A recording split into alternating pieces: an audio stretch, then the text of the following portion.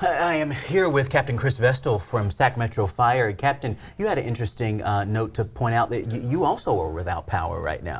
Right. So since about midnight last night, my power went out. And what that really drives home is that a lot of times in these urban areas like Sacramento, we're led to a false sense of security. We have tons of resources. We don't think we're in a wildfire area. And where I live in Placer County, it's the same thing. It's an urban, suburban area.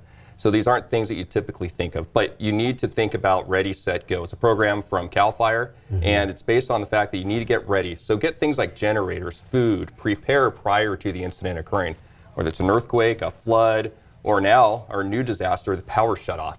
And then get set. Have all that stuff ready. Have it by your door, have it packed in your car, so that if you get the evacuation order, you're ready to go. Or in this case, if the power goes out, you're ready to go.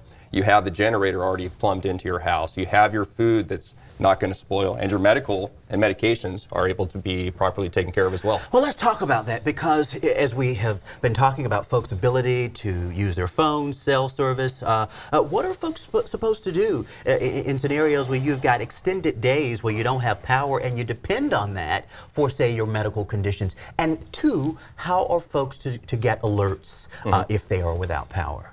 So short-term power outage, most cell phone towers will work. They're either battery powered or they have generator power, but long-term power outages like we may be experiencing right now, some of those cell phone towers aren't going to work. The generators are going to run out of fuel and they're going to have problems refueling them, or the battery backup is going to go out. So what you really need to do is think about, if you're somebody who has special needs or might need special services, get yourself to an area where your cell phones will work. You'll be able to request those and they'll be able to be fulfilled.